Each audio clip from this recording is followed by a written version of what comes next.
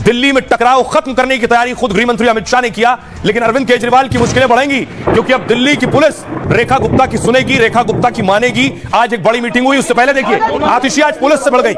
आतिशी और पुलिस सामने सामने थी। आतिशी राष्ट्रपति से मिलने की इज्जत कर रही थी।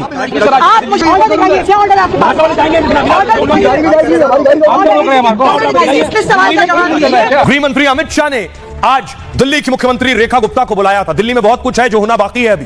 तस्वीर में आपको दिखाऊं, रेखा गुप्ता दिल्ली की सीएम अपनी घर से रवाना हुई क्योंकि गृह मंत्री अमित शाह ने बुलाया था। सीधे गृह मंत्रालय पहुंची है। ये तस्वीर आप देख रहे हैं, रेखा गुप्ता होम मिनिस्ट्री पहुंची है, गृह मंत्रालय, क्योंकि गृह मंत्री अमित शाह ने उन्हें बुलाया था। अब देखिए क्यों बुलाया था। दिल्ली पुलिस को लेकर बहुत बवाल हुआ केजरीवाल की सरकार में, इसलिए दिल्ली की सीएम की मुलाकात आज दिल्ली के कमिश्नर से कराई गई। आइए उस मुलाकात की तस्वीरें मैं आपको दिखाऊं। गृह मंत्री अमित शाह ने बुलाया था और वहां कमिश्नर के साथ साथ रेखा गुप्ता और आशीष सूद भी थे। यह तस्वीर आप देख रहे हैं, होम मिनिस्ट्री में, गृह मंत्रालय में यह मुलाकात हुई है। कमिश्नर पहले से मौजूद थे, गृह मंत्री अमित शाह पहुंचे।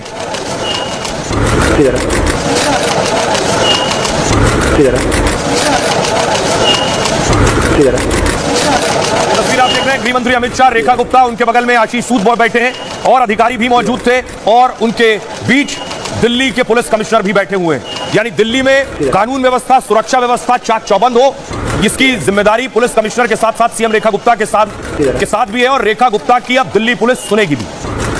एक तरफ दिल्ली में बड़ी बैठक हो रही थी, दूसरी तरफ आतिशी और पुलिस में बहस चल रही थी। दिल्ली में केजरीवाल सरकार आने के बाद से ही इस तरह की कोई बैठक नहीं हुई थी। 12 साल बाद हुई इस बैठक के बाद दिल्ली की सीएम की ताकत बढ़ गई है। दिल्ली पुलिस अब दिल्ली की सीएम की सुनेगी और उनकी बात भी मानेगी। केजरीवाल और आम आदमी पार्टी 12 सालों से आरोप लगाती रही कि दिल्ली पुलिस उनकी सुनती नहीं। दिल्ली में सुरक्षा के मामलों में आप सीधे गृह मंत्रालय पर सवाल उठाने लगती है, लेकिन अमित शाह, दिल्ली की सीएम रेखा गुप्ता और दिल्ली पुलिस के बीच हुई इस बैठक के बाद दिल्ली की सुरक्षा और पुख्ता होगी। सीज प्रोग्राम हो, चाहे जल भराव के बिंदु हो या प्रोसिक्यूशन इत्यादि के मामले हैं, इन सारे विषयों पे दिल्ली सरकार केंद्र सरकार के साथ में मोदी जी के नेतृत्व में, आदरणीय गृह मंत्री जी के नेतृत्व में काम करेगी। डबल इंजन सरकार में अब दिल्ली पुलिस और दिल्ली सरकार में कोई टकराव नहीं होगा।